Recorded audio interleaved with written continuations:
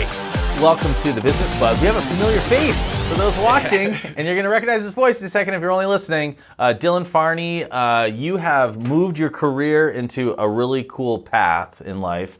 You're now the program director for Meaningful Health Behavioral. Close. Oh, shoot. Meaningful Life Behavioral Health. Behavioral health, okay. And so this is a company that's been in the area probably longer than most people know. It's one of those, that you guys haven't been like this big, loud billboards and banners of what you do, because you do something that's extremely important, but it is more of a personal type of service for people who start to learn what you're going to be saying, are going to understand. But it's something that we need in communities. Every community has people that have special needs that need to be attended. And so it's important that we get the word out. Now you guys are growing and expanding. So start talking to us a little bit about, and even go back as far as when you got in there, when you very first started and you guys were building out the program, to where it was maybe 2 years ago, to where you are now, and then how you're going to be moving forward. So, hello everybody. As Steve had said, some of you may remember me, my previous time with the B News and Media Company. It was absolutely amazing. And as you had mentioned too, it's helped kind of build to where I'm at now in my career.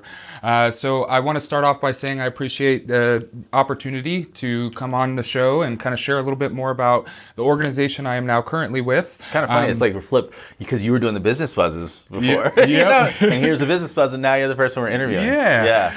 I just really want to thank you for the opportunity to kind of share the valuable services that Meaningful Life does provide to our community and surrounding areas. For those that don't know, as Steve had mentioned, Meaningful Life started back in 2018.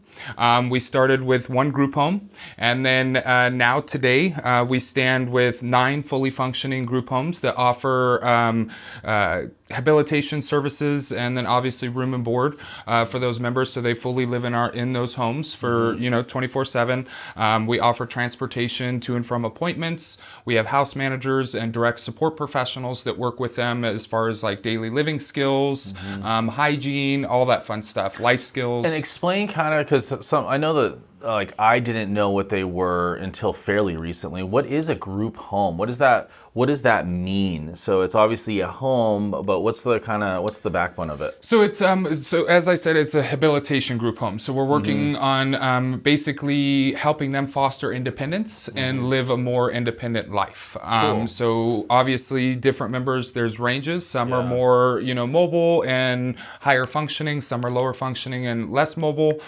So we assist in whatever their needs may be. Medically, obviously emotionally, and things like that. We provide the best life that we can for them.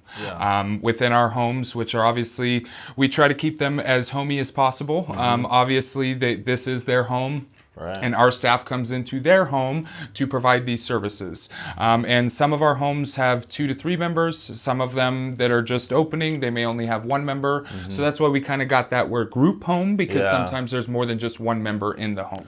How long do they stay for long periods of time, or does it range? Like you might have a long-term one, and you have someone that's only there for a short period of time until they're ready to go on their own. So with group homes in general, there's some that they are when they're placed with us. Basically, the process it works, a vendor call is released for a member that is needing services or a client that is needing services, and then different agencies around the state basically respond to those vendor calls and explain how their company can best support that member and their needs. Oh, cool. So essentially, it just... And a vendor could be like a hospital or like some other state-ran organization that has a person of the community that came and reached out to them, and that's what you mean by like a vendor call? So vendor call is it's through the Department of Developmental Disabilities, which is under the Arizona Department of Economic Security. It's the separate division that handles and oversees all of this kind of issues, fundage, and all that fun stuff.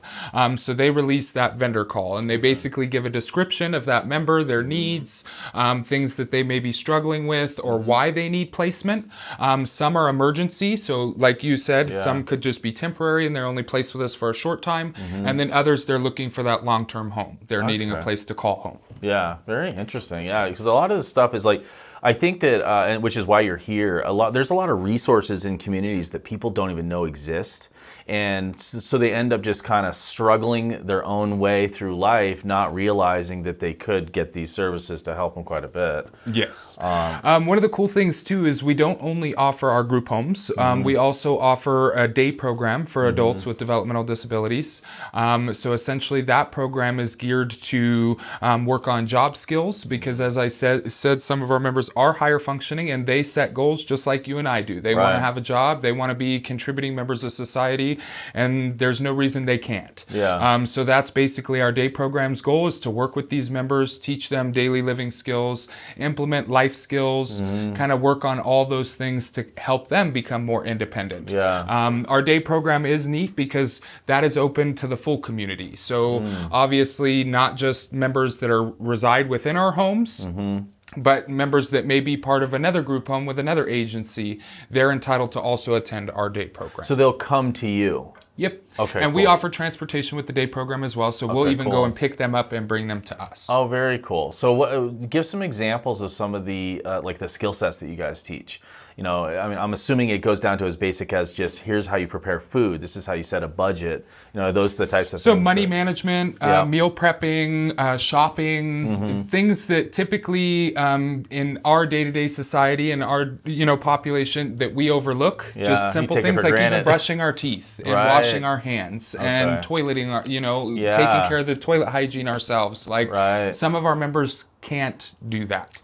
So it's our job to try to teach and help them with that independence and to foster those skills. And sometimes it's weeks, months, even years of that hand over hand and teaching, but eventually they too can do the same as you and I. So that's our main goal. And is it and this is adult, so this is 18 and over, is that pretty much, so that's the range? So anybody that's over 18. So there is umbrellas that sometimes we do have minors if they're under the DCS, the Department of Child Safety umbrella, for emergency placements, things like that, as long as they fall in line also under DDD, which is the Department of Developmental Disabilities. That's a tongue twister. But as long as they're working cohesively together, we do have some that are under the age of 18, but that's kind of some of those special circumstances in a sense. So let's look at, do you want to go through more of that right now, or do you want to look at the website and kind of look at those services? We can kind of take a look, dive into the website. Yeah, we'll spin through some of because I know I was kind of jumping from the group homes to the day program, and then if you're going to pull up the website, I can kind of show we're also blossoming into more of our home and community-based services. So like our respite care, our attentive care, which helps families that may still have their loved ones at home and under their care. It gives them that opportunity to have some of that relief. They can go and work on skills with individuals like at our agency and things like that, and give that family their time to be able to still, manage their things. If they have a job, if, different things, it can be tiring. For sure. It is a lot. So when you visit that mlbhaz.com or just Google search Meaningful Life, Beautiful Health, Kingman, it comes right up. You'll find the services section. And so this is where they list either currently available or some up and coming services. So respite, for those that don't know, is that when you go to them and help assist, and this is something that's coming, right? So respite and attentive care, that's where we come to them in their environments and work with them. So one of our direct support professionals will basically attend their home, or even go and pick the member up and take them on outings. Whether that be shopping and work on kind of that money management, budgeting, and kind of connecting those skills together all in one. All sorts of different stuff. We go to different outings within the community, such as the movies, bowling. The museums downtown have been a phenomenal support to our organization and other organizations just like ours within our community, and supporting us and allowing our members to come in and experience history just like you and I get to. So that's cool. It's really neat to see that. And then Habilitation Group Home, that's what you had already talked about, where you have, and how many do you have now in the Kingman area? So in Kingman alone, we have 6 group homes currently. Very cool. And you're looking to continue to expand that as the need is there. Yes. Yep. And we currently, so here in Kingman, we have the 6, and then we just expanded our footprint. We now have group home down in Tucson, group home in Phoenix, and then we're looking to expand to the Flagstaff area as well. Oh, cool. Okay. And are those part of your territory? Are you going to be kind of overseeing the programs? So yes, I will, for Meaningful Life, I will continue to kind of oversee our group home operations, our day program operations, and then our transportation operations. Very cool. Okay. And then habilitation hourly, that's just for those people with a short-term need, where you can either go to them, I'm assuming, and helping them for with appointments, the day-to-day. different things, because some members, their family just likes that extra support and aid when they are having to go out to appointments, things like that. It kind of falls in line with that. Yeah, room and board. Room and board ties in with the habilitation group homes because they obviously there's the room and board piece, and then the habilitation, which is the skills, the training, that aspect piece. That's so when someone's in the rehabilitation part, is there certain levels of like medical need that's done? Is it like are you guys bringing in like an RN if that person needs to have like injections every day, or do you just get certified in injections, or how does that work? So yes, so and obviously on a little bit lower of a scale, but example to kind of show that other entities do come in to our organization to help provide services. So like occupational therapy, speech therapy, all those types of things, all those services are still provided. Our doors are obviously always open if that's what the members are needing. Yeah, so you work with other, depending on whatever it is you need to. We even have down at one of our locations down in Tucson, we have a member that needs like animal therapy and support from support animals, and so we allow that agency to come in with the animal to do therapy with our member and things like that, and then leave. So it's very cool. It's nice. Yeah, for sure. And then you talked about day treatment and training. That's the same. So that is the DTA, yep. Okay. And then we are expanding here soon. So just to kind of tie in and let everybody know, Meaningful Life is actually going to have a sister company called We Care, and they will be providing services for children. Oh, so cool. it will kind of be basically exactly what Meaningful Life does for adults, but We Care will be for the children. Oh, neat. So under the same state guidelines, all the same programming, requirements. Very cool. So that company is actually going to be starting in the Phoenix area and then expanding up north this way. Yep. Okay, cool. And you had mentioned in our pre-interview that you also have a sister company, Complete Joy. Do you want to touch on that a little bit of what that does and how that you have symmetry between the two to be able to really fulfill the needs of all these people that are in our community? Yeah, so Meaningful Life has been around since 2018, and one of the things that has kind of been our struggling factor, one of the reasons why when you reached out and we kind of hopped on board and, linked forces with the Bee to kind of do this show, to kind of help with some of that confusion that's been swirling in Meaningful Life offers services for the developmentally disabled and folks with intellectual disabilities and things like that.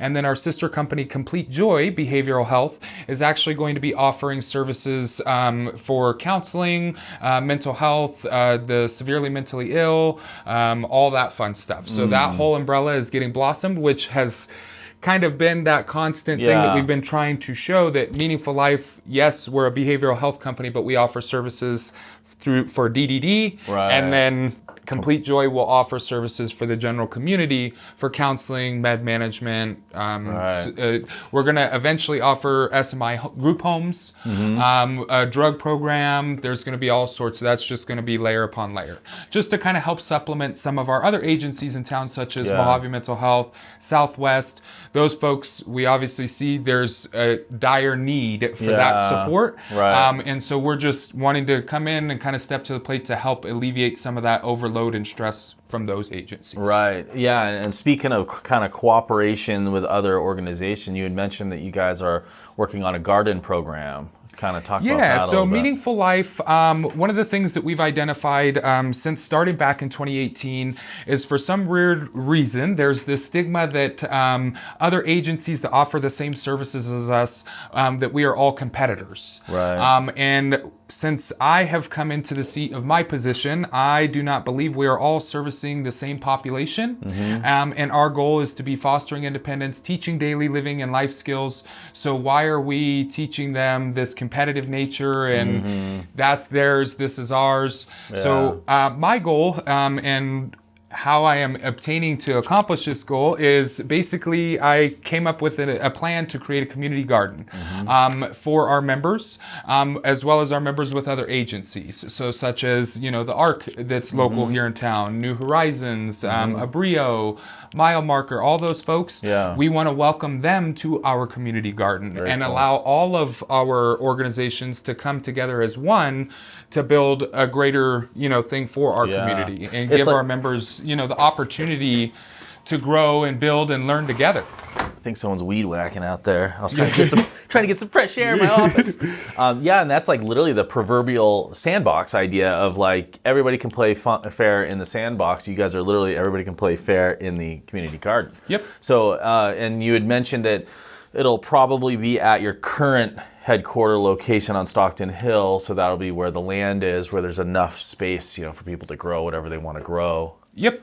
Yeah. And basically our game plan is just the raised garden beds. We're going to have several larger ones just so that basically each agency and entity has at least a designated zone. Very cool. So that no one's left out. And then essentially I want to get all of us together and blossom and grow together. Yeah, no, that's a good idea. It's one of our, it kind of ties in with our mission here at Meaningful Life, and that is the, exceptional family-focused care for developmental disabilities. And we truly believe in building better tomorrows together. Yeah. So what better way than to pull us all together as one and, unite us. We're all servicing the same population and we're all working towards the same goal, I think it's cool. And like, certainly since you could actually eat the food too, so show people really like this is how this actually works, and then you're teaching them skills already, so the gardening aspect of it is another just skill set to learn. Well, the neat thing that I kind of already have in the works that hasn't really been announced yet, but part of my goal with the gardening project as well is to tie in the money management, the budgeting,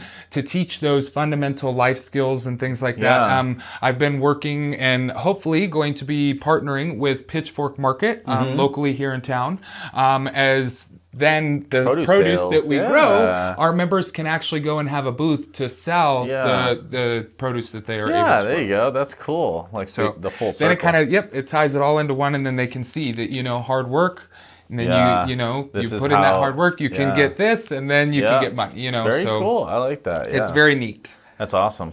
Cool. Any other future happenings with what you guys are offering and doing, or even just as simple as how do they get into the program? Because you had mentioned vendor calls. Do they need to be referred in? So we also offer a cash payment option. Okay. So you don't necessarily have to go through the state and the division of, the Department of Developmental Disabilities. You can come in and inquire. We have cash pay options for our day program, our group homes, all of the above. So definitely don't hesitate, reach out. Like you brought up the website, that's a good resource. And then I can also provide my contact information. So if anybody has just those one-off questions, anything like that, they can always feel free to reach out. And then our big, like I said, we're all in this together to empower the lives and embrace the futures of our members. So if there's anything that I may not have the answer to, I am not afraid to say, hey, let me go get that answer for you. I have lots of resources and things, as I say, in my tool shed that I can always run to and help in whatever way we can. Yeah, very cool. And then one last thing I wanted to mention was the Article 9. Kind of explain what that is, because you're going through the process of being, what is it, certified in that area? So I actually I just recently was certified in positive behavioral support. So the department actually requires a series of trainings that are required for direct support professionals and folks in this field. And some of them, there's prevention and support, there's Article 9, and then there's positive behavioral support training, abuse and neglect. And their courses, some of them are 4-hour courses, some of them are 8-hour courses. And essentially our DSPs go through the class, and then they are given a test, and then they have to pass with a certain score, and then they are certified. But I am actually been going through the process to be a certified instructor to be able to teach these classes to our area, not only to staff, but we also welcome families, Oh, that's a good idea. especially to classes like our positive behavioral support and our Article 9, because Article 9 in specific, as you brought up, actually highlights more of the member rights. Right. Not too long ago in our history, it's quite shocking. I get chills whenever I talk about it because it's just things that you think of America, you wouldn't think that we would be doing things like this. But not too long ago, members with developmental disabilities or challenges or problems as they've seen it, they were basically institutionalized. And back east, there was actually a case that came about that actually is what brought Article 9 to the surface and what created those laws and guidelines for members with developmental disabilities. Yeah. So that class kind of dives in more on the rights and responsibilities and things like that. It's really neat to kind of show, because as I said, a lot of people don't really take the time to realize that, hey, not too long ago, things were very different. People just didn't have the same rights that they do now. There was a lot of segregation, separation. There wasn't that time, patient, effort, that those things weren't given. It was, they're a problem, we'll put them over here. Right, yeah. And I think that kind of follows into like the education system in America where for a long time it was like, here are the lessons regardless of your level. If you fall behind, you fall behind. And if you fall behind, all of a sudden now you are more likely to be in a lower economic class, lower skill sets because the education wasn't set to the tone and pace of the people trying to learn it. And I think that the education system now is really in this frenzy of like, well, shoot, we've been doing it like that for so long, which it sounds like that was the same way that they were treating people with these disabilities for so long. Now, how do we fix it? How do we quickly as we can establish new guidelines, new rules, understanding that the best way that we have a future, like you're talking about, building a stronger future with the community, is to take the time in the beginning parts of their lives and get them the right resources they need at their own pace, at their level, so that they can become a functional, and it doesn't matter if they're less or more functional than the next person, but they are a functional person in their way and they're right in our community. And I think that that's nice to see that archaic, way of the country is gone, and now it's nice to see companies and states are finding ways to fill those holes of like, okay, now we actually can push resources into these things because it is needed, it is necessary, and it's probably even more cost effective on an economic side for the state to put money into helping people become functional than institutionalizing and imprisoning people. Yep.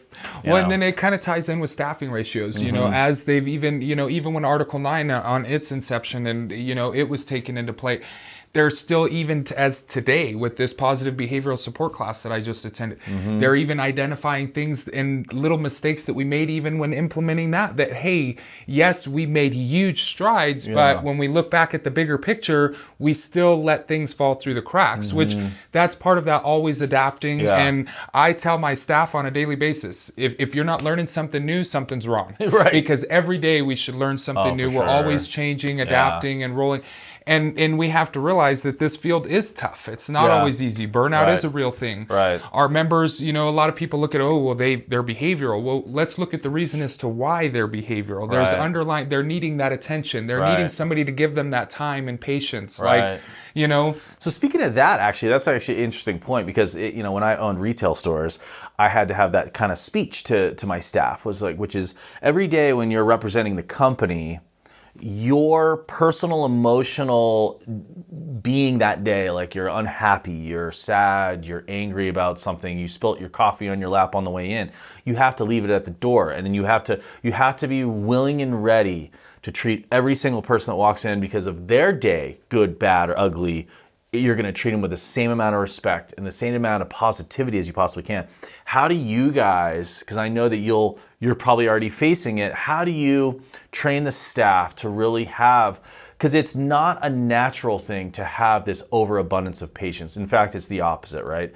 How do you train your staff to recognize that it is not going to be natural for them to have to be so patient and so overly kind and pleasant, but it's going to be something that it's a skill to learn and that they got to master that skill. How has that been going? Well, with this class, this positive behavior, I keep tying into it, but it's really neat because it really shines light for our staff that are struggling with those issues or bringing their personal life into work or vice versa. You know what I mean? You're coming into their environment. That is their home. They pay room and board to live in these homes. That, you know, how would you feel if someone came into your house and threw their bag on the counter and they were having a bad morning? So, and then you're like, hey, wait a minute. You know, this is my zone. This is my space. What about me? You know? So we've just kind of slowly, it's layers, as you've expressed, and peel it back and help them identify that, you know, you have to put those things behind you because we don't know what you're walking into and what they're going through. Right. It's no different than when we wake up to an alarm in the morning and we can hit snooze 5 times until we're ready to get up. But then they come to work because of the bad morning they were having. They come in and